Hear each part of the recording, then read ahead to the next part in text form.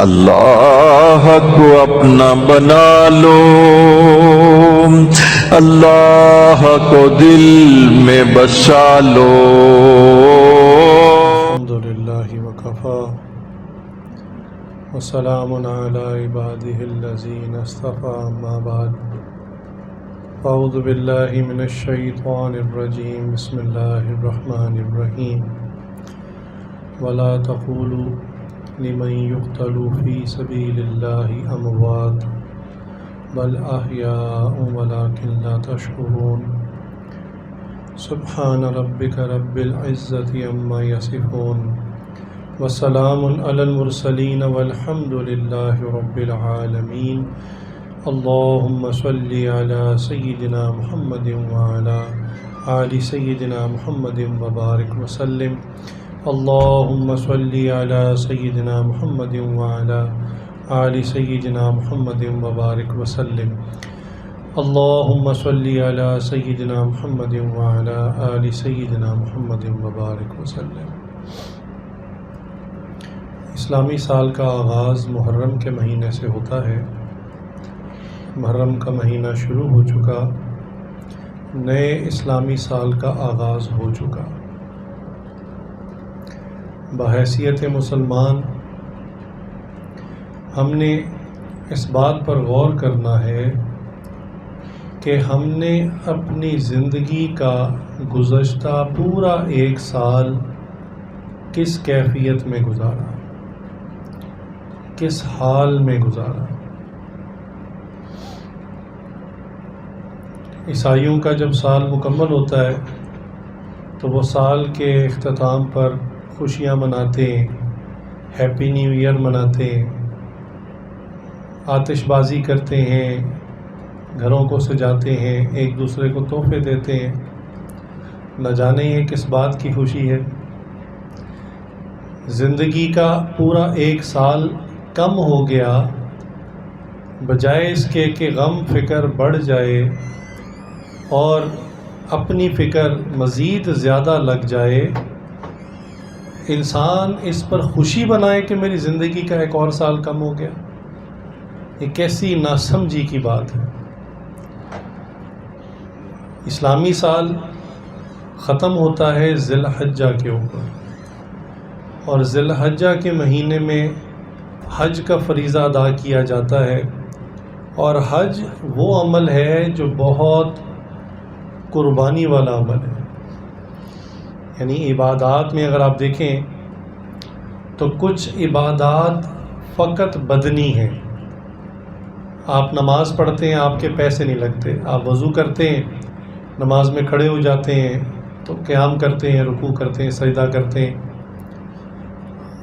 روزہ بدنی عبادت ہے، کوئی پیسہ خرچ نہیں ہوتا، آپ روزہ رکھتے ہیں، سارا دن بھوکے پیاسے رہتے ہیں، اللہ کی رضا کے لیے آپ کو اجر مل جاتا ہے، تو یہ بدنی عبادت ہے۔ اسی طرح آپ ایک جگہ بیٹھ کر ذکر کرتے ہیں، مراقبہ کرتے ہیں، یہ بدنی عبادت ہے۔ اور مالی عبادت کیا کہ آپ اپنے مال میں سے زکوٰۃ خرچ کرتے ہیں، صدقہ خرچ کرتے ہیں، غربا پر تقسیم کرتے ہیں، تو یہ مالی عبادت ہے۔ اب حج جو ہے یہ ان دونوں عبادات کا مجموعہ ہے۔ حج میں مال بھی لگتا ہے اور جسم اور جان بھی لگتی ہے، اور جتنا مرضی سہولت والا حج ہو، بہرحال تکلیف اور مشقت آ جاتی ہے۔ تو اسلامی سال کا آخری عمل، اس آخری مہینے میں وہ حج کا عمل ہے، وہ بھی عبادت انتہائی مشقت والی، اور ذی الحج کے اختتام پر بڑے بڑے حضرات کی شہادت کا سلسلہ شروع ہو جاتا ہے۔ اللہ، سیدنا عثمان غنی رضی اللہ عنہ کی شہادت 18 ذی الحج کو، آگے محرم کا مہینہ شروع ہوتا ہے، یکم محرم کو حضرت عمر رضی اللہ عنہ کی شہادت، 10 محرم کو حضرت حسین رضی اللہ عنہ کی شہادت، ان کے پورے خاندان کی شہادت۔ اللہ اکبر! یعنی ہم کس بات کی خوشیاں منائیں، اللہ، کس بات پر خوش ہو کے نیا سال شروع ہو گیا۔ ہمیں خوشی تب نصیب ہوگی جب موت کا وقت ہوگا اور موت کا فرشتہ خوشخبری لے کر آئے گا، جیسا کہ قرآن کریم میں ذکر آتا ہے کہ بعض لوگوں کے لیے موت کا فرشتہ جنت کے ایک رومال کو لے کر آئے گا، ریشمی رومال جس میں خوشبو ہوگی، اور ایسی زبردست خوشبو ہوگی وہ اس کی ناک کے قریب کرے گا، جتنی دیر میں اس کو سونگھے گا اتنی دیر میں اس کی روح جسم سے باہر آ چکی ہوگی۔ جنت کے فرشتے استقبال کے لیے کھڑے ہوں گے اور ہر فرشتہ اس کو گلدستے پیش کرے گا، مبارکباد پیش کرے گا۔ یہ ہے خوشی کا وقت، یہ ہے خوشی کا دن۔ اس سے پہلے تو زندگی کے اندر ہم کس بات کی خوشی منائیں؟ اللہ تعالیٰ نے ہمیں 2 عیدوں کی شکل میں 2 خوشیاں عطا کی ہیں۔ یہ اسلام کی جو اوتھینٹک 2 خوشیاں ہیں جو نبی صلی اللہ علیہ وسلم نے بھی منائی، صحابہ نے بھی منائی۔ تو اس کے علاوہ تو ہمارے لیے خوشی کا کوئی ایسا موقع نہیں ہے۔ نیا سال شروع ہونے پر جو غم پہلے ہونا چاہیے وہ یہ کہ زندگی کا 1 سال میرا کم ہو گیا، اور دوسرا میں نے یہ سال کس کیفیت میں گزارا، کس حال میں گزارا، اس سال میں نے کیا کچھ کیا ہے۔ ایمانی اعتبار سے لوگ، ادارے، بزنس مین، کمپنیز والے، وہ اپنا سالانہ آڈٹ کرتے ہیں اپنے بزنس کے اعتبار سے کہ بھی لاسٹ ایئر ہم کہاں سٹینڈ کرتے تھے مارکیٹ میں، آج کہاں پر ہیں، اور آگے ہم نے کتنا بڑھنا ہے۔ ہمارے فائنانس کے ریزروز پچھلے سال کتنے تھے، اب اس سال کتنے ہیں۔ ہماری فرینچائز، ہماری دکانیں پورے ملک میں پچھلے سال کتنی تھیں، اس سال کتنی ہیں۔ 1 فیکٹری تھی 3 ہو گئی، ٹارگٹ 5 کا تھا۔ یہ سب دنیاوی اعتبار سے احتساب ہے، حالانکہ انسان نے فیکٹریاں بھی چھوڑ جانی ہے، دکانیں بھی چھوڑ جانی ہے، ملازمت بھی چھوڑ جانی ہے۔ جو احتساب کرنا ہے ہم نے وہ ایمانی اعتبار سے کرنا ہے کہ پورا پچھلا سال اللہ نے مجھے مہلت دی، زندگی عطا کی، اور 1 سال 12 مہینوں کا ہوتا ہے، کوئی تھوڑا ٹائم نہیں ہے۔ تو میں نے ان 12 مہینوں میں کون کون سے اچھے اعمال کیے، کون کون سے رہ گئے، اور کتنے میں نے برے اعمال کیے، کتنے گناہ کیے، اور ان سے کتنوں سے میں نے توبہ استغفار کی۔ یہ ہے ایمانی اعتبار سے سیلف آڈٹ۔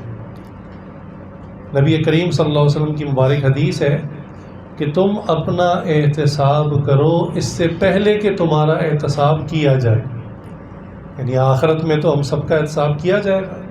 اللہ کے حکم سے فرشتے ہماری فائلیں، ہمارا ریکارڈ کھول دیں گے، اور ایک ایک چیز پوری تفصیل اور ڈیٹیل کے ساتھ ہمارے سامنے رکھ دیں گے۔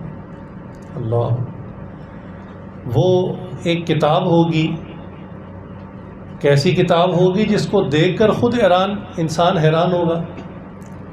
قرآن کریم میں آتا ہے کہ دیکھنے والا اس کو کہے گا یہ کس قسم کی کتاب ہے، اس نے میری زندگی کا نہ کوئی چھوٹا عمل چھوڑا ہے نہ بڑا عمل چھوڑا۔ لیکن آپ کو کسی شخص کے بارے میں یا اپنے بارے میں کوئی کتاب لکھنے کے لیے کہہ دیا جائے، جیسے بعض لوگ اپنی آٹو بایوگرافی لکھتے ہیں، اپنے حالات زندگی لکھتے ہیں، تو عموماً موٹے موٹے واقعات، جو مشہور بڑے بڑے واقعات، وہ یہ تو نہیں لکھتے کہ میں صبح اٹھا اور میں نے یہ کھایا اور یہ پیا اور یہ میں نے نیا لباس لیا اور میں فلاں سے ملنے گیا، اتنی تفصیل تو نہیں ہوتی۔ یہ کیسی کتاب ہوگی، یہ کیسا رزلٹ کارڈ ہوگا کہ اس میں ایک ایک مائنیوٹ ڈیٹیل بھی موجود ہوگی، اور بڑے بڑے واقعات تو بہرحال ہوں گے۔ اللہ، ہمارے حضرت ایک مرتبہ امریکہ میں تھے، تو کہنے لگے کہ میں کہیں جا رہا تھا گاڑی میں، دوست ساتھ بیٹھے ہوئے تھے، تو ہم ایک قبرستان سے گزرے، تو وہ بہت امیر کبیر لوگوں کا قبرستان تھا، گوروں کا قبرستان تھا۔ تو کہنے لگے میری نگاہ پڑی تو بعض قبروں کے اوپر جیسے ہمارے یہاں کتبے ہوتے ہیں، لکھا ہوتا ہے یہ فلاں صاحب تھے، فلاں تاریخ کو پیدا ہوئے، فلاں کو ان کی وفات ہوئی، تو کہنے لگے بعض قبروں کے اوپر کتبے کی جگہ مجھے LCD اسکرین لگی ہوئی نظر آئی۔ تو کہنے لگے میں بڑا حیران ہوا کہ مردے کے کتبے کی جگہ پہ اسکرین کا کیا کام ہے، بھلا یہاں کے کس نے اسکرین دیکھنی ہے؟ تو کہنے لگے میں نے میزبان سے پوچھا کہ یہ بعض قبروں پہ اسکرینیں نظر آ رہی ہیں، یہ کیا چیز ہے؟ تو کہنے لگے کہ مجھے بتایا گیا کہ جی یہ فوت ہونے والے بندے کی زندگی کے جو حالات کیمرے میں ریکارڈ ہوئے، یہ پیدا ہوا، کچھ تصویریں کھینچی گئیں، پھر پہلی مرتبہ چلنا شروع ہوا تو تصویریں ویڈیو بنی، پھر پہلی سالگرہ، دوسری سالگرہ، پھر یہ بڑا ہو گیا، یونیورسٹی کی ڈگری ملی، اس کی تصویریں ویڈیوز، شادی ہو گئی، اس کی تصویریں ویڈیوز، پھر اس کے بچے ہوئے، اس کی کچھ تصویریں ویڈیوز۔ تو کہنے لگے حضرت اسکرین کے ساتھ ہی ایک بٹن لگا ہے، تو ان کے ہاں تو کوئی فاتحہ پڑھنے کا یا تعزیت کا اور کوئی طریقہ ہے نہیں، تو وہ جاتے ہیں، وہ جا کر بٹن دباتے ہیں، تو اس بندے کی پیدا ہونے سے لے کر پھر بیمار ہوا، ہسپتال میں تھا اور مر گیا، یہ پوری ایک ریل نہ 5-7 منٹ میں چل پڑتی ہے۔ تو جو جانے والا ہوتا ہے وہ پھر اس کو یاد کرتا ہے، اس طرح اس کی زندگی کی ویڈیو دیکھتا ہے۔ تو حضرت فرمانے لگے کہ اللہ اکبر، یہ انسان کی ٹیکنالوجی ہے کہ انسان نے ایک بندے کی زندگی کے موٹے موٹے حالات کو ایک اسکرین کے اندر اکٹھا کر لیا کہ آپ چند منٹ میں اس کے پیدا ہونے سے لے کر وفات تک کے سارے احوال دیکھ سکتے ہیں۔ اللہ رب العزت کی ٹیکنالوجی کا کیا عالم ہوگا جس نے انسان کی پیدائش سے پہلے کے حالات کو جانا، پھر پیدا ہونے کے بعد سے لے کر مرتے دم تک کے تمام احوال کو فرشتوں کے ذریعے ریکارڈ کر لیا۔ اب وہ قیامت کے دن ہمارے ہاتھ میں پکڑا دیا جائے گا۔ اللہ، کیا چیز ہوگی وہ تو ہم جا کر ہی دیکھیں گے، لیکن میں اکثر سمجھانے کے لیے بطور مثال یہ بات کہتا ہوں کہ آپ کسی کو کوئی بات زبانی سمجھائیں، اس کو سمجھ نہیں آتی، اس کو ڈرائنگ کر کے بتائیں پھر بھی اتنا اچھا سمجھ نہیں آتی۔ اگر آپ آج کل اس کو ویڈیو دکھا دیں نا، کوئی ٹیبلٹ اس کو پکڑا دیں، اس میں ویڈیو وہ دیکھ کے فوراً سمجھ جاتا ہے معاملہ۔ تو لگتا ہے کہ ہماری اپنی زندگی کی فلم نہ ایک ٹیبلٹ میں ہمیں پکڑا دی جائے گی، لو دیکھ لو، یہ تمہاری کرتوت ہیں، یہ تمہارے حالات ہیں۔ تو انکار کی گنجائش باقی نہیں رہے گی۔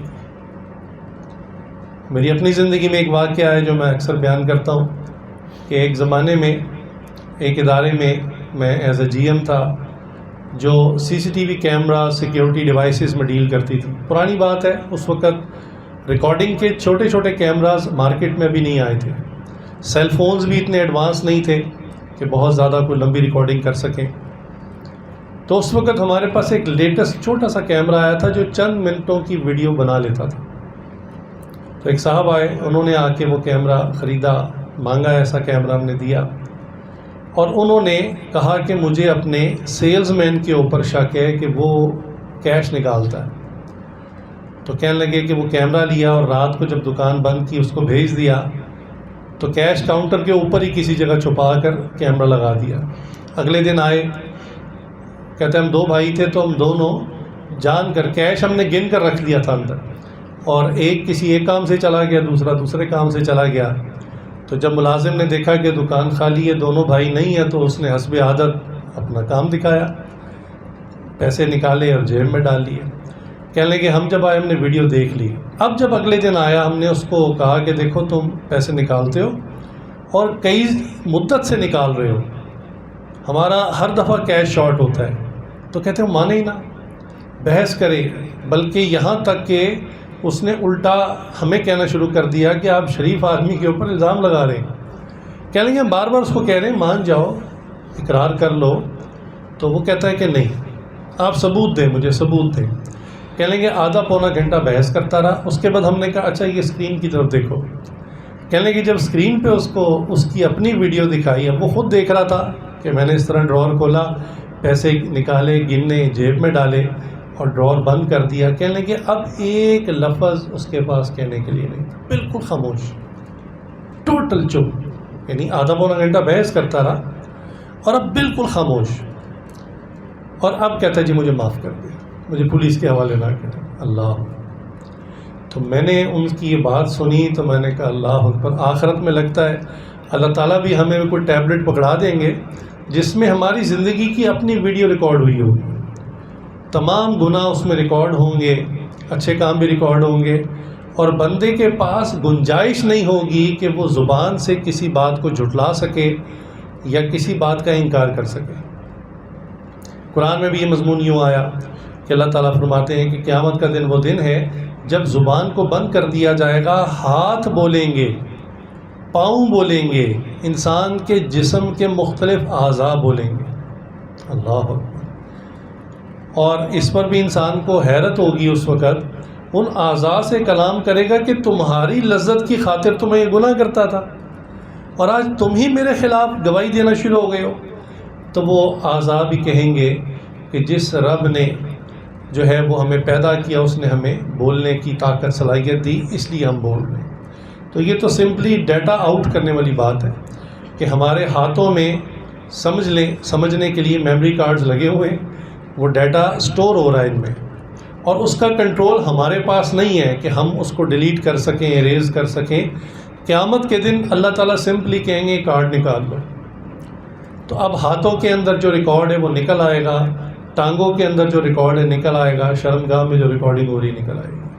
اب انسان زبان سے لاکھ چیختا رہے کہ میں نے یہ کام نہیں کیا اور میں نے نہیں کیا، تو جسم کے اعضاء سے ڈیٹا خود ہی آؤٹ ہو جائے گا۔ تو اللہ تعالیٰ کے نظام سے ہم فرار اختیار کر ہی نہیں سکتے، جتنا مرضی کوشش کر لیں نہیں اختیار کر سکتے۔ اللہ تعالیٰ یہ بات ہمیں ہر نماز کی ہر رکعت میں یاد کرواتے ہیں، مالک یوم الدین، قیامت کے دن کا مالک اللہ تعالیٰ ہے۔ بار بار ہر نماز کی ہر رکعت، چاہے وہ نفل ہے، چاہے وہ سنت ہے، چاہے وہ فرض ہے، اور ہر رکعت کے اندر کیوں اتنا اللہ تعالیٰ ہمیں یہ سبق پڑھا رہے ہیں؟ تاکہ ہمیں اچھی طرح بات سمجھ میں آ جائے کہ قیامت کے دن ہمارا کوئی اختیار نہیں ہوگا۔ دنیا میں اللہ نے فری ہینڈ دیا ہوا ہے، فری ول ہے، اپنی کانزنٹ سے آپ اچھا کام کرنا چاہیں اچھا کر لیں، برا کرنا چاہیں برا کر لیں، دنیا میں آپ کو کوئی نہیں روکے گا۔ اسی کو فری ول کہتے ہیں۔ بعض نوجوان سوال بھی کرتے ہیں کہ ابھی اللہ نے برائی کو سے اگر منع کیا ہے تو ہونا چاہیے کہ کوئی نوجوان گناہ کرنے لگے تو فوراً فرشتہ آ کے اس کو ڈنڈا مارے یا کوڑے سے اس کی پٹائی کرے۔ جی یہ ہو سکتا ہے، کوئی مشکل نہیں اللہ کے لیے۔ نبی کریم صلی اللہ علیہ وسلم نے جن غزوات میں خود شرکت فرمائی، ان غزوات میں آسمان سے فرشتے اترے اور ان فرشتوں نے کافروں کی گردنیں کاٹی۔ اللہ کے لیے کیا مشکل کام ہے؟ اللہ تعالیٰ کا جو تکوینی نظام ہے، یوں سمجھیں، یہ جو بادل برستے ہیں، زلزلے آتے ہیں، آتش فشاں پھٹتے ہیں، سیلاب آ جاتا ہے، یہ سب کیسے ہوتا ہے؟ یہ بھی اللہ کی مخلوق ہے۔ اللہ کے فرشتے اللہ کے حکم سے ان کاموں کو پہلے سے سر انجام دے رہے ہیں۔ تو پہاڑ کو شیک کرنا زیادہ مشکل ہے یا کسی بندے کو جھنجھوڑنا زیادہ مشکل ہے؟ اللہ کے لیے تو کوئی مشکل نہیں۔ بات یہ ہے کہ اگر کوئی نوجوان گناہ کرنے لگے یا گناہ میں ملوث ہو جائے اور فرشتہ آ کے اس کو ڈنڈے مارنا شروع کر دے تو ایمان بالغیب والا امتحان ختم ہو جائے گا۔ اب تو مشاہدہ ہو گیا نا، تو آنکھوں سے دیکھ لیا فرشتے کو، پھر تو کہتے ہیں نا کون ہمت والا ہوگا جو گناہ کرے گا، پھر تو سارے فرشتے بن جائیں گے اور امتحان ختم ہو جائے گا۔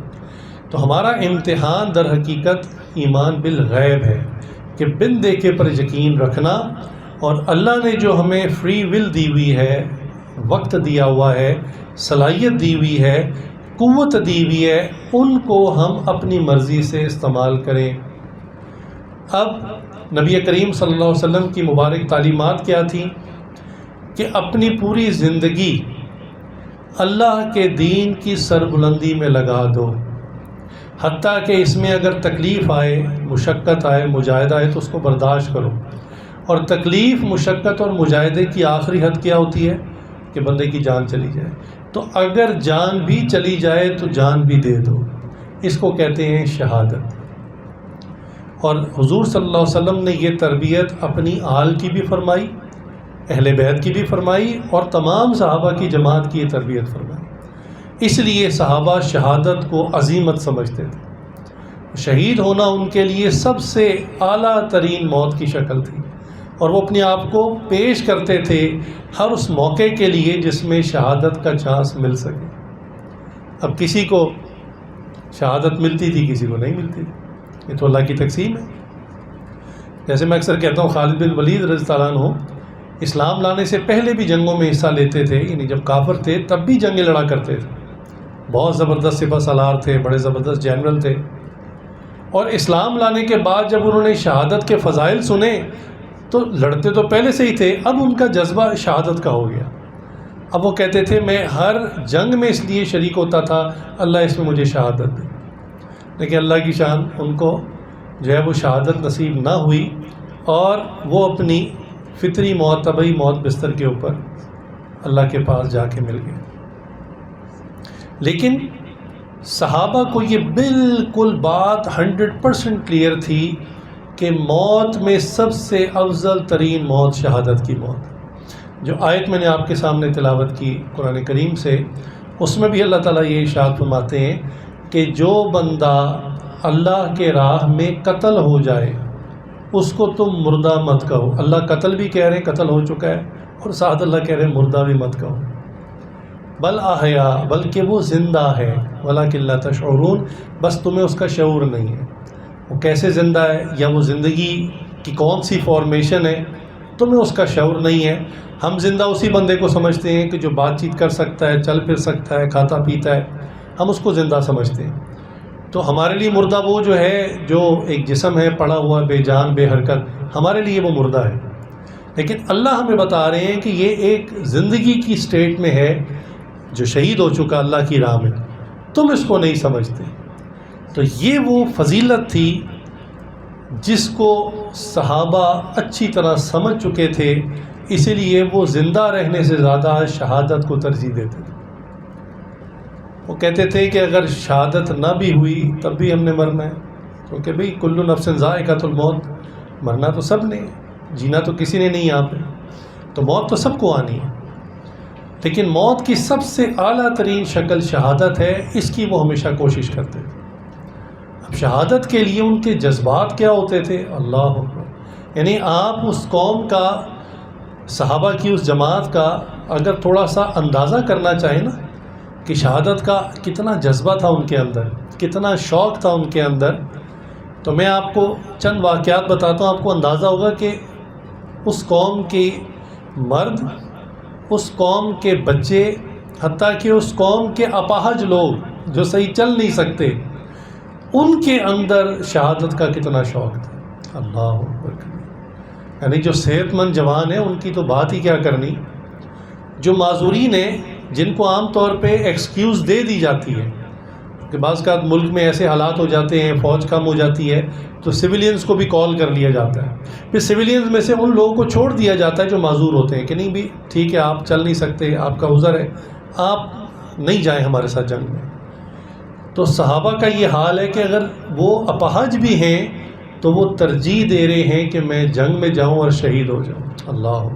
چنانچہ ایک صحابی ہیں حضرت عمر بن جموع رضی اللہ تعالیٰ عنہ، اور یہ ایک ٹانگ سے معذور ہیں، اور جنگ احد کے موقع پر جب سب لوگ آ کے نبی کریم صلی اللہ علیہ وسلم سے شرکت کی اجازت مانگ رہے تھے، یہ بھی چلے گئے، اور انہوں نے بھی اجازت چاہی کہ یا رسول اللہ مجھے بھی شرکت کی اجازت دیجیے۔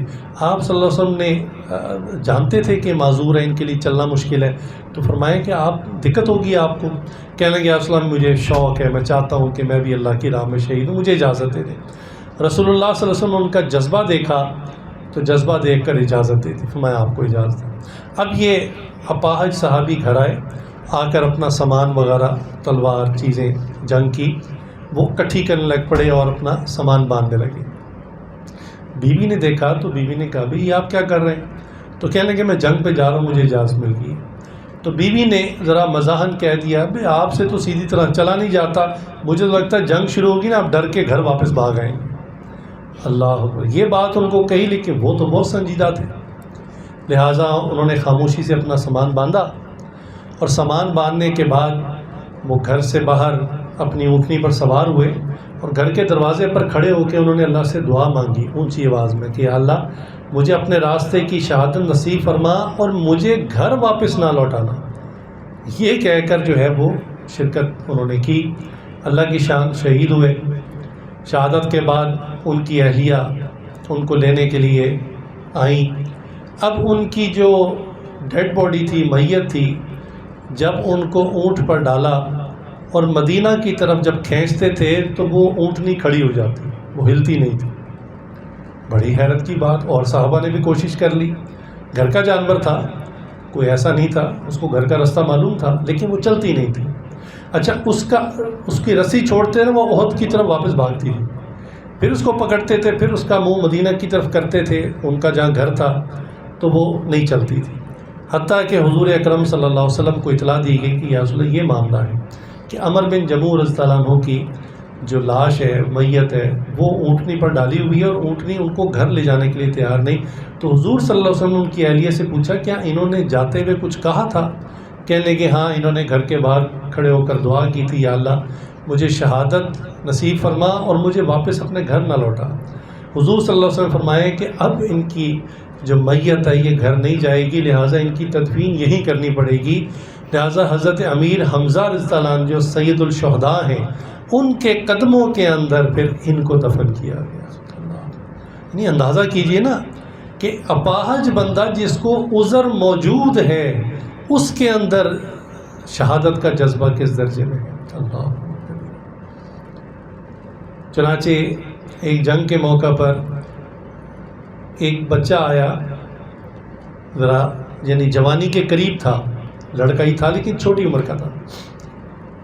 وہ آیا اور آ کر اس نے کہا کہ یا رسول اللہ مجھے جنگ میں شرکت کی اجازت دیجیے. آپ صلی اللہ علیہ وسلم دیکھا لڑکے کی عمر چھوٹی ہے لیکن اس کا شوق ہے، تو آپ نے کہا تمہیں اجازت ہے.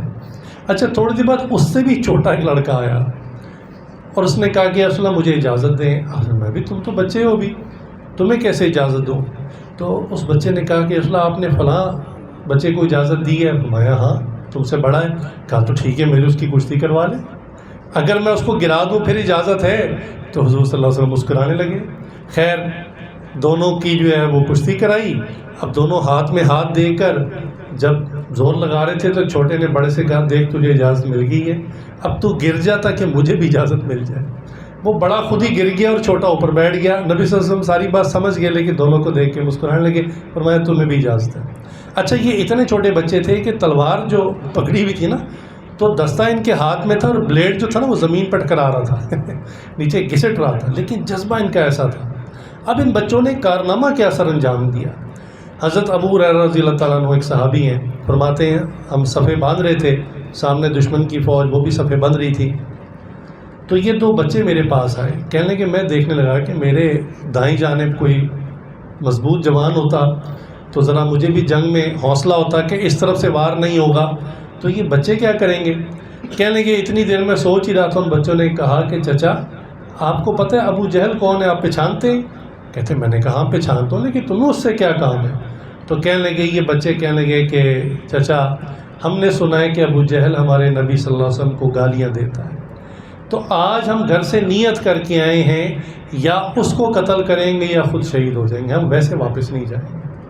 کہنے لگے میں حیران ہو گیا کہ دو چھوٹے بچوں کا اتنا جذبہ. کہنے لگے اتنی دیر میں مجھے سامنے ابو جہل جو ہے نا وہ صفیں سیدھی کرواتے ہوئے نظر آ گیا. تو میں نے ان کو کہا کہ وہ ہے تمہارا مطلوب، یہ جو سامنے پھر رہا نا گھوڑے پہ یہ ہے دشمن، ابو جہل یہ ہے. تو کہنے لگے جیسی جنگ شروع ہوئی، اب مرد تو گھوڑوں پر تھے، اونٹوں پر تھے، آپس میں لڑ رہے تھے، یہ اتنے چھوٹے بچے تھے، یہ نیچے نیچے نیچے نیچے سے ہوتے ہوئے گئے تو کسی نے ان کو نوٹس ہی نہیں کیا اور یہ چلتے چلتے سیدھا ابو جہل کے پاس پہنچ گئے. اب ابو جہل بھی اوپر لڑ رہا تھا تو یہ نیچے سے سوچ رہے تھے اس کو نیچے کیسے لائیں. گھوڑا تھا، گھوڑے پر بیٹھا ہوا تھا. تو انہوں نے نا گھوڑے کی ٹانگوں پہ وار کرنا شروع کیا. جب گھوڑے کی ٹانگوں کو زخمی کیا تو گھوڑا اچھلا اور ابو جہل نیچے گرا. جب نیچے گرا تو ان دونوں نے اس کے اوپر وار کرنے شروع کر دیے. اس کو اتنا زخمی کر دیا کہ وہ اٹھنے کے قابل نہ رہا. پھر ایک اور صحابی آئے، انہوں نے آگے بڑھ کے اس کی گردن کاٹ دی. اللہ آپ بچوں کا جذبہ شہادت تو دیکھیں نا. شہادت کوئی خوف کی چیز نہیں ہے، کوئی رونے ماتم کی چیز تو نہیں ہے، یہ تو اعزاز اور تمغے کی بات ہے۔ آپ ہماری فوج کو ہی دیکھ لیں، فوج میں جب کوئی شہید ہوتا ہے تو کیا خیال ہے؟ فوج ماتم کرتی ہے، اس کے گھر میں ماتم ہوتا ہے، اس کو میڈل دیا جاتا ہے، اس کو اعزاز دیا جاتا ہے پروٹوکول کے ساتھ، کہ بھی جو نئی شہادت پا سکے وہ باقی سب مل کر اس شہید ہونے والے کو پروٹوکول دیتے ہیں کہ یہ وہ اعزاز لے گیا اور ہم نہ لے سکیں۔ تمغہ جرہ، تمغہ ستارہ اور کون کون سے میڈل دیے جاتے ہیں۔ تو شہادت تو کوئی رونے پیٹنے والی چیز نہیں، یہ تو اعزاز کی بات ہے، تو خوش نصیبوں کو ملتی ہے۔ اللہ اکبر کبیرہ۔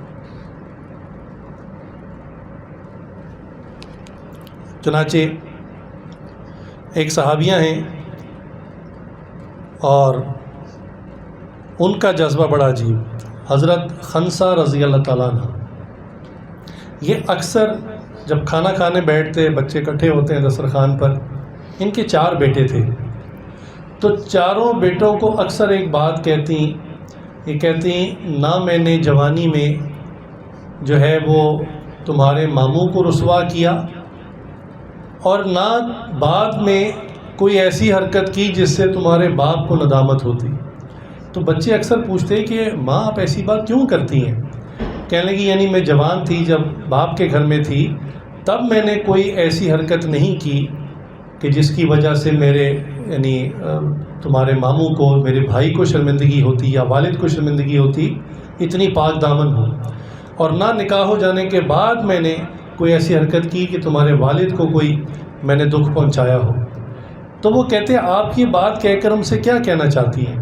تو وہ کہتی ہیں کہ میں یہ چاہتی ہوں کہ میرا جو ہے وہ والد اللہ کی راہ میں شہید ہو چکے، میرے بھائی اللہ کی راہ میں شہید ہو چکے، اور اب صرف تم 4 بیٹے بچے ہو، میں چاہتی ہوں تم سب بھی ایک ایک کر کے اللہ کی راہ میں شہید ہو جاؤ، قیامت کے دن اعلان ہو کہ وہ 4 شہیدوں کی ماں کدھر ہے، اس نام سے مجھے پکارا جائے۔ ماں کا جذبہ دیکھیں، اللہ اکبر۔ تو یہ تربیت کس کی تھی؟ یہ تربیت رسول کریم صلی اللہ علیہ وسلم کی تھی۔ ہم مسلمان کہنے کو مسلمان ہیں، لیکن ہم اسلام سے کتنا دور ہیں، ہم نبی صلی اللہ علیہ وسلم سے کتنا دور ہیں، ان کی تعلیمات سے کتنا دور ہیں۔ پھر ایک بات ہمارے کابر کہتے ہیں نا کہ ہم نبی کو تو مانتے ہیں، نبی کی نہیں مانتے، یعنی ہم سب نبی کو، نبی کریم صلی اللہ علیہ وسلم کو اپنا نبی مانتے ہیں، یہاں تک ہم صرف ایکنالج کرتے ہیں، لیکن نبی کی بات مانیں اس پر ہم نہیں آتے۔ آپ دیکھیں نا اس وقت کتنے ایسے لوگ ہیں کہ جو نبی کی تعلیمات کے ایگزیکٹلی اگینسٹ کر رہے ہیں، یعنی آپ صلی اللہ علیہ وسلم نے جو بات فرمائی بالکل اس کے برخلاف کر رہے ہیں۔ حضور صلی اللہ علیہ وسلم نے فرمایا میرے بعد تو میرے صحابہ کو نشانہ نہ بنانا، ان کی گرفت نہ کرنا، ان کو برا بھلا نہ کہنا۔ یہ خطبے کے جمعے کے ٹکڑے ہیں جو آپ ہر جمعے میں سنتے ہیں، تو یہ بالکل آپ سب نے منع فرمایا۔ لیکن دیکھیے آج کتنے لوگ ہیں، وہ 1400 سال پہلے صحابہ فوت ہو چکے اور آج بھی ان کو برا بھلا کہتے ہیں۔ میں ایک بات عرض کرتا ہوں، بھائی جو شہید ہوئے وہ بھی اللہ کے پاس پہنچ گئے، جنہوں نے قتل کیا وہ قاتل بھی اللہ کے پاس پہنچ، زندہ تو ان میں سے کوئی بھی نہیں۔ آپ نے کوئی محاذ کھڑا کر کے کیا نکالنا ہے؟ بھائی وہ فوت ہو گئے، ان کے بعد والے فوت ہو گئے، بعد 1400 سال کتنی نسلیں چلی گئیں، لیکن خام خواہ ایک دوسرے کو الزام دینا کہ جی یہ حسین کے قاتل ہیں اور فلاں۔ بھائی اگر بڑوں میں سے کسی نے کوئی حرکت کی تھی تو اس کا الزام 1400 سال بعد اب کی نسلوں کو دینا کیا درست ہوگا؟ اور کیا آپ اللہ سے بہتر احتساب کر سکیں گے، اللہ سے بہتر ان کی گرفت کر سکیں گے؟ جب اللہ کے پاس ایک بندہ چلا گیا، حتیٰ کہ کافر بھی ہو، اس کے بارے میں بھی اسلام کی تعلیمات یہ ہیں کہ جب وہ مر گیا اب اس کے بارے میں زبان بند کر دیں۔ آپ اس کو زیادہ سے زیادہ کیا گالیاں دے لیں گے، برا بھلا کہہ لیں گے، اس سے کیا بگڑے گا اس کا؟ اب وہ اللہ کے پاس جا چکا، اللہ جو اس کی گرفت کریں گے، جس عذاب میں اللہ اس کو مبتلا کریں گے، اس سے بڑھ کر کوئی نہیں کر سکے گا۔ قرآن میں آتا ہے نا، فرماتے ہیں اللہ تعالیٰ جیسا شدید عذاب دینے والا کوئی عذاب دینے والا بھی موجود نہیں ہے۔ جہاں اللہ رحمان اور رحیم ہے وہیں اللہ تعالیٰ پکڑنے والے، سخت گرفت کرنے والے. تو واقعات ہو گئے. تو یہ نبی کی تعلیمات کے خلاف ہے. حضرت حسن رضی اللہ عنہ کو زہر دیا گیا اور ان کو پتہ چل گیا مجھے زہر دیا گیا. حسین رضی اللہ عنہ خود پوچھ رہے ہیں کہ مجھے بتاؤ کس نے زہر دیا. حسن رضی اللہ عنہ کو معلوم تھا کس نے زہر دیا، انہوں نے نام نہیں بتایا. سب سے زیادہ حق تو ان کا تھا نا، کہ جو بندہ قتل ہو رہا ہے جس کو زہر دیا گیا، سب سے زیادہ حق تو ان کا تھا کہ وہ کہتے ہاں میرا بدلہ فلاں فلاں سے لے لینا. جب انہوں نے چھوڑ دیا، انہوں نے کہا میں اللہ کے سپرد کرتا ہوں. جب انہوں نے اللہ کے سپرد کر دیا تو آج 1400 سال بعد والے اٹھ کر کیسے کہہ سکتے ہیں کہ جی فلاں قاتل اور فلاں دشمن؟ یہ خام خواہ آپس میں تفرقہ ڈالنے والی بات، اختلاف اور نفرتیں ڈالنے والی بات. پھر دیکھیے نبی کریم صلی اللہ علیہ وسلم نے 10 محرم کا روزہ رکھا، اور آپ صلی اللہ علیہ وسلم نے فرمایا کہ چونکہ یہود بھی 10 محرم کا روزہ رکھتے ہیں، وہ فرعون سے جان چھوٹی تھی اس کے شکرانے میں، تو فرمایا تم یہود کی مخالفت کرو، یعنی تم 9 کا روزہ بھی رکھو، 10 کا بھی رکھو، یا 10 کا اور 11 کا رکھو. آپ صلی اللہ علیہ وسلم کس چیز کی ترغیب دے رہے ہیں؟ روزہ رکھنے کی. اور ہمارے علاقے میں چند لوگ کیا کر رہے ہیں؟ عین روزے کے وقت میں سخت دوپہر میں شربت پلا رہے لوگ. سبحان اللہ، یعنی بالکل نبی کی تعلیمات کے خلاف حرکت کر رہے ہیں.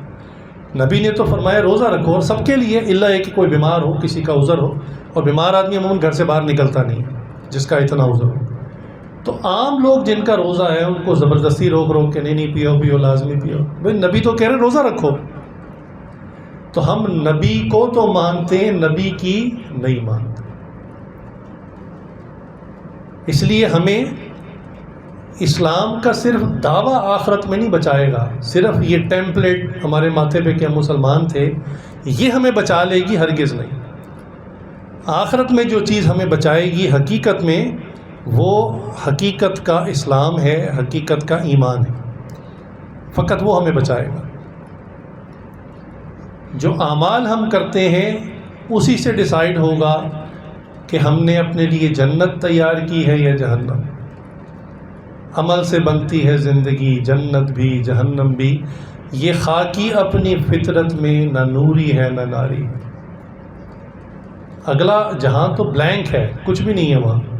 آپ جو چیز آج بھیجیں گے وہ ہوگی. اس کی مثال قرآن نے کیا دی کہ جو بو گے وہی کاٹو گے. آپ جس چیز کا بیج ڈالتے ہیں، کبھی سرپرائزنگلی ایسا ہوا ہے کہ کوئی اور فصل نکلا ہے.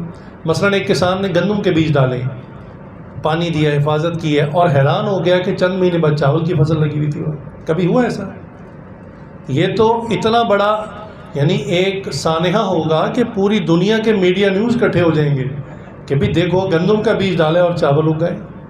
یا ایک بندے نے سیب کے درخت لگائے ہوں اور اگلے سال جو سیبوں کے درخت سے پھل نکلے وہ آم کے پھل نکلنے شروع ہو جائے.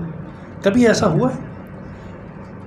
اچھا، جس کسان نے محنت ہی نہیں کی، زمین تو اس کو مل گئی تھی لیکن اس نے کچھ بھی نہیں کیا، اس کو بنجر رہنے دیا، تو جب 3-4 مہینے بعد لوگ اپنی فصل کاٹنے کے لیے جائیں گے، یہ بھی اپنی زمین پر جائے گا، تو کیا اس کی زمین پہ بھی فصل اگی ہوگی؟ اس نے کچھ بھی نہیں بھیجا. خاردار جھاڑیاں ہوں گی، خودرو قسم کے پودے ہوں گے. یہ مثالیں اللہ قرآن میں دے رہے ہیں کہ ہم جو آج عمل کر رہے ہیں اپنے ہاتھ سے، قیامت کے دن یہی ملنے والا ہے. اگر آج ہمارا راستہ جہنمی اعمال کا ہے تو بالکل اپنے آپ کو نا اچھی طرح سمجھا لیں تاکہ کل سرپرائز نہ ملے. کہتے ہیں نا ایک دم سے مجھے شوق ہوا. ابھی شوق کس بات کا؟ تم نے بھیجا یہی تھا آگے. اور جب نیک اعمال کرو گے تو انشاءاللہ اللہ کی ذات سے امید ہے. اللہ تعالیٰ فرماتے ہیں میں نیکیوں کو لیتا ہوں، رکھتا ہوں، ان کو پالتا ہوں. اللہ نیکیوں کو گرو کر اتنا ہی واپس نہیں کریں گے، اللہ بڑھا کر کریں گے. اس کی مثالیں بھی اللہ تعالیٰ قرآن میں دیتے ہیں کہ میں نیکیوں کو بڑھا کر، کتنا دنیا میں ایک نیکی کو 10 گنا بڑھا کر ریٹرن کرتا ہوں اور آخرت میں 70 گنا بڑھا کر ریٹرن کروں گا. اللہ اکبر کبیر. تو نئے سال آنے پر ہمارے اندر ایک طوفان پیدا ہونا چاہیے کہ 1 سال زندگی کا اور ختم ہو گیا. بالفرض ایک شخص کی زندگی 50 سال تھی اور وہ 55 سال کا ہو چکا، تو 1 سال اس کی زندگی کا اور گیا، اب پیچھے 4 سال باقی. اور ہو سکتا ہے کہ کسی کا زندگی کا یہی آخری سال ہو. ضروری تو نہیں موت بوڑھے کو آئے.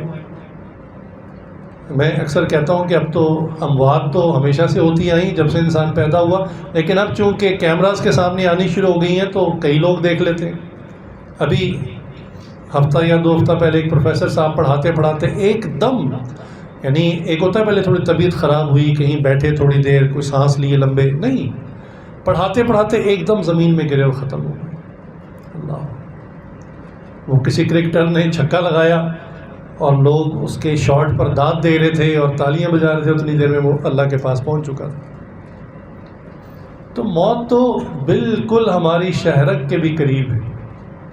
جیسے ہی وقت آئے گا بلا تاخیر، بغیر کسی مائکرو سیکنڈ کی تاخیر کے اسی وقت فرشتہ ہمارے جسم سے روح نکال لے گا. جسم جس حالت میں تھا وہ وہیں پہ گر جائے گا. تو ہمیں تو یہ تیاری کرنی ہے، محرم سے یہ سبق لینا ہے. اور اللہ تعالیٰ نے یہ جو اتنی شہادتیں ہوئیں یہ ہمیں خاموش ترغیب دے دی کہ تم شہادت کی کوشش کرو، تمنا کرو شہادت کی، اس کی خواہش کرو، اس کی کوشش کرو. ایک صحابیہ ہیں، ایک موقع پر نبی کریم صلی اللہ علیہ وسلم نے جنگ کے موقع پر فرمایا کہ ہر گھر سے کوئی نہ کوئی نوجوان، کوئی بالغ مرد نکلے تاکہ جہاد میں شرکت کرے. تو وہ گھر میں بیٹھی غمزدہ ہیں، آنسو بہا رہی ہیں، چونکہ والد صاحب بھی شہید ہو چکے، شوہر بھی شہید ہو چکا، سب گھر کے مرد شہادت پا چکے. گود میں چھوٹا دودھ پیتا بچہ ہے. اب اس کو دیکھ رہی ہیں اور پریشان ہیں. ایک دم سے کچھ خیال آیا اور اسی دودھ پیتے بچے کو لے کر حضور صلی اللہ علیہ وسلم کی خدمت میں حاضر ہوئی، یا اس میں میرے بچے کو جہاد کے لیے قبول کر لیں. تو حضور صلی اللہ علیہ وسلم فرمانے لگے کہ یہ چھوٹا سا بچہ دودھ پیتا، یہ کیا جہاد کرے گا؟ تو فرمانے لگی کہ جس مجاہد کے پاس ڈھال نہ ہو، آپ میرا بچہ اس کو پکڑا دیں، جب اس کی طرف تیر چلیں گے، نیزے چلیں گے، تلواریں چلیں گی، وہ اپنے آپ کو بچانے کے لیے میرے بچے کو آگے کر دے. اللہ، ایک ماں دودھ پیتے بچے کے بارے میں ایسا سوچ سکتی ہے؟ یہ تبھی سوچ سکتی ہے جب اس کی تربیت سرکار دو عالم صلی اللہ علیہ وسلم نے کر دی کہ وہ زندگی سے بڑھ کر موت کو ترجیح دیتی. یہ دنیا تو رہنے کی جگہ نہیں ہے، دنیا تو رہنے کی جگہ نہیں. جنتی جب جنت میں جائیں گے نا اور ان کو دنیا کے بارے میں بتایا جائے گا کہ تم دنیا میں یہ کھاتے تھے، تو ان کو سوچ کر کیا آ جائے گی کہ یہ گندبلا ہم کھاتے تھے. یعنی دنیا کی وہ لذیذ چیزیں جو ہم کھاتے ہیں، جنت کی چیزوں کی کوالٹی اتنی اعلیٰ ہوگی کہ وہاں جا کر ان چیزوں کا سوچ کر کیا آئے گی کہ ہم یہ کھاتے رہیں. اللہ اکبر کبیر. اس لیے ہمیں موت کی تیاری کرنی چاہیے، زندہ رہنے کی پلاننگ نہیں کرنی چاہیے. دیکھیں مسلمان میں اور کافر میں یہی فرق ہے. کافر جو ہے وہ پیدا ہونے کے بعد پھر وہ اسکول ہے، پھر کالج ہے، یونیورسٹی ہے، اونچی سے اونچی اعلیٰ سی اعلیٰ ڈگری ہے، اس کے بعد اچھی سے اچھی نوکری ہے یا بزنس ہے، پھر اس کے بعد ایک لمبی ترتیب ہے، گھر لینا ہے، شادی کرنی ہے، گاڑی لینی ہے، بچے پیدا کرنے ہیں، ان کی اسکولنگ ہے، ان کی فکر. یہ تو سارے ہی کافر کر رہے ہیں. مسلمان میں پھر کیا فرق ہوا؟ کیا آج کا مسلمان یہی نہیں کر رہا؟ آج کے مسلمان صبح بیدار ہونے سے لے کر شام سونے تک کیا اس کو کبھی ایمانی اسلامی سوچ بھی آئی ہے؟ اللہ ماشاء اللہ. یہی سوچ ہے نا کہ 2 کے 4 ہو جائیں اور 4 کے 8 ہو جائیں اور 8 کے 16 ہو جائیں. کیسے زیادہ سے زیادہ بڑھا لوں، کیسے اس مہنگائی کے اندر سروائیو کر لوں. حالانکہ آپ کا گھر سونے کا محل بن جائے، آپ کا شہر، آپ کا ملک ہیرے جواہرات سے بھر جائے، پھر بھی یہ دنیا رہنے کی جگہ نہیں. یہ دنیا تو ختم ہو جائے گی، اور دنیا ختم نہیں ہوگی تو دنیا میں رہنے والے ختم ہو جائیں گے. بھائی ہماری لائف تو تھوڑی ہے نا، اور بالآخر دنیا نے بھی ایک وقت میں جا کے ختم ہو جانا ہے. تو جو ایور لاسٹنگ لائف ہے، جو ہمیشہ رہنے کی جگہ ہے، وہ تو آخرت ہے. اور آخرت کے لیے ایک دفعہ یہاں سے ایگزٹ لینا پڑے گا، ایک دفعہ جانا ہے. کل نفس ذائقۃ الموت. اللہ نے ایسی پکی بات قرآن میں کر دی کہ کل نفس، کوئی ایسا نہیں ہے جو اس میں سے بچے گا. ہر جی نے، ہر شے نے موت کا مزہ چکھنا ہے. ایک دفعہ سب کو مرنا ہے. ہاں ایک دفعہ مرنے کے بعد ہمیشہ کی زندگی ہے, پھر موت نہیں ہے, پھر ہمیشہ کی لائف ہے. لہٰذا اپنے اس گزشتہ سال پر خود سے غور کیجیے کہ آپ نے یہ سال کیسا گزارا. اس کا طریقہ میں اکثر عرض کرتا ہوں کہ ایک کاغذ پر 30 خانے بنا لیں, روزانہ کی 5 نمازوں کے نام لکھیں, تلاوت قرآن لکھیں, ذکر لکھیں, اور جو نیک اعمال نوافل آپ پڑھتے ہیں یا پڑھنا چاہتے ہیں تہجد وہ لکھیں, اور روزانہ اپنے اس پیپر کو خود ہی فل کیا کریں. ظاہری بات آپ نے کسی کو دکھانا نہیں ہے, آپ ہی کا اپنا ہی رزلٹ کارڈ ہے. 30 خانے پورے ہونے کے بعد 1 مہینہ مکمل ہو جائے گا. سال بعد 12 کاغذ بن جائیں گے. ان 12 کاغذ کو نا اپنے سامنے بچھا کر رکھ لیں, 6 کاغذ اوپر 6 کاغذ نیچے, اور پھر غور کریں کہ ویسے ایک نظر میں سوچنے میں لگتا ہے میری زندگی کی شاید چند فجریں رہ گئی ہوں گی. جب آپ اس کاغذ پہ دیکھیں گے جو آپ نے اپنے ہاتھ سے لکھا ہوا ہے تو پتہ چلے گا فجریں تو اکثر نہیں پڑی, چند ایک جگہ پر ٹک لگا ہوا ہے, باقی تو سارے بلینک ہیں. تہجد کا ارادہ کرتے کرتے پورا سال گزر گیا, توفیق نہیں ہوئی. قرآن 6 مہینے کھول کر نہیں دیکھا. تو انسان کو جو آخرت میں جھٹکا لگنا ہے اپنے نامہ اعمال کو دیکھ کر, اس سے بہتر ہے کہ انسان دنیا میں اپنا نامہ اعمال خود تیار کرے. اس کا فائدہ کیا ہوگا؟ اس کو دیکھنے کے بعد آپ کی آئندہ زندگی بہتر ہو جائے گی. احتساب ہر روز ہونا چاہیے. ہر رات کو احتساب کریں 24 گھنٹے کا کہ میں نے پچھلے 24 گھنٹے کیسے گزارے. اسی طرح مہینے بعد اس ایک کاغذ کو دیکھنے کے بعد اپنا احتساب ہونا چاہیے. پھر گناہوں کے بارے میں سوچیں کہ میں نے اس مہینے میں کتنے گناہ کیے, گزشتہ سال میں کتنے گناہ کیے, اللہ کی نافرمانی کتنی مرتبہ کی, کتنے شیطانی شہوانی کام میں نے کیے. جب تک انسان گناہ کو گناہ نہیں سمجھتا اس پہ استغفار نہیں کرتا, اور جب تک استغفار نہیں کرتا وہ گناہ نامہ اعمال میں باقی رہتا ہے. گناہ کو گناہ سمجھے گا تو توبہ کرے گا. آج کے زمانے میں میوزک کو گناہ نہیں سمجھا جا رہا, عورت کی تصویر کو دیکھنا گناہ سمجھا ہی نہیں جا رہا. یہ تو یعنی اس کو کوئی گناہ سمجھتا ہی نہیں. نامحرم کو دیکھنا یہ گناہ سمجھا ہی نہیں جا رہا آج. تو جب ہم گناہ کو گناہ سمجھیں گے نہیں تو توبہ استغفار اس پر کیسے کریں گے؟ اس لیے اپنا احتساب انتہائی ضروری, تاکہ پورا سال ہم نے کس کیفیت میں گزارا اس پہ استغفار ہو, اللہ سے معافی ہو, اور اس نئے سال میں نئے عزم کے ساتھ کہ اللہ اب میں توبہ کرتا ہوں اور انشاءاللہ اب میں ایمانی قرآنی اسلامی زندگی شروع کرتا ہوں. اور پھر انسان اس پر کوشش کرتا ہے, اللہ کی مدد آ جاتی ہے. اسی طرح حقوق العباد کے اندر جن لوگوں کے حق تلف کیے, جن لوگوں کے حق مارے, ان لوگوں کے حقوق واپس کریں. کسی کی وراثت ماری گئی ہے اس کو واپس کریں. کسی کا کیش لیا تھا ادھار واپس نہیں کیا, واپس کریں.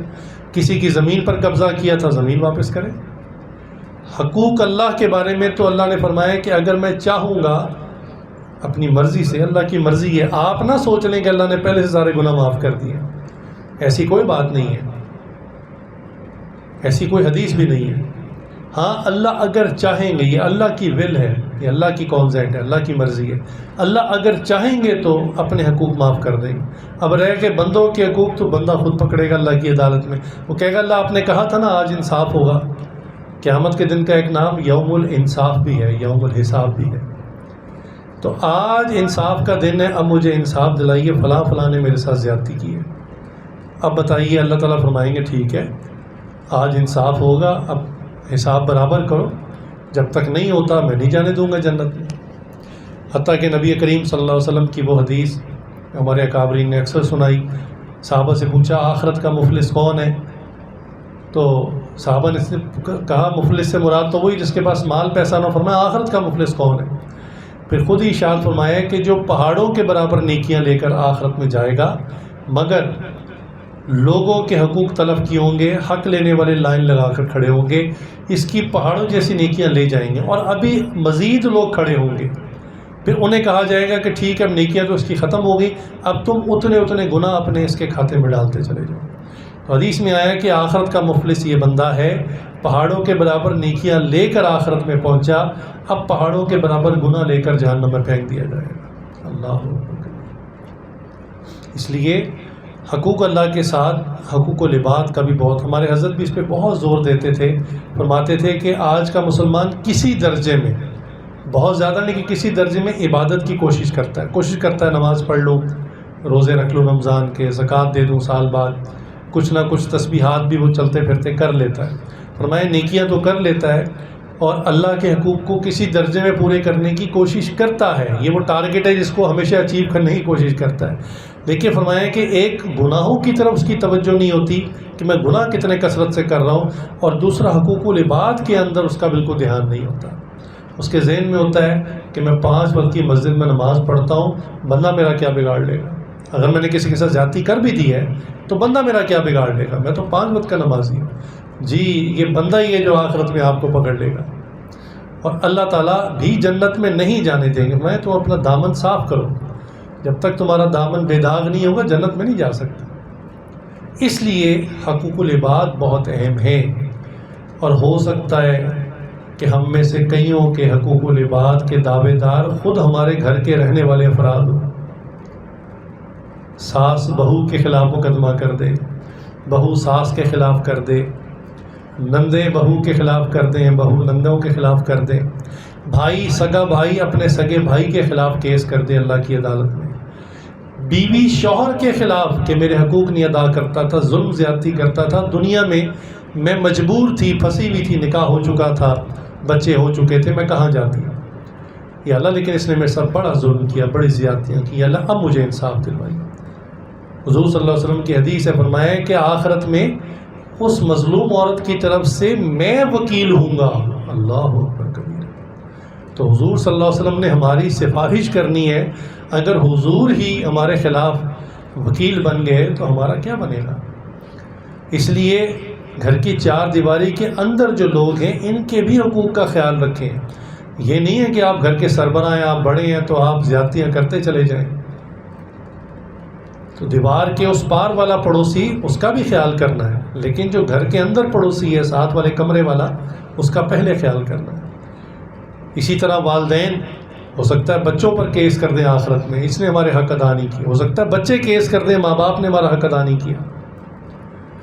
تو حقوق العباد جو ہے وہ کئی لوگ آخرت میں دعویٰ کر سکتے ہیں، یقیناً یہ وہی لوگ ہوں گے جو آپ کے قریب کے لوگ ہوں گے، آپ کے ساتھ ان کا اٹھنا بیٹھنا ہوگا، اکثر ان کے ساتھ زیادتی ہوتی ہے۔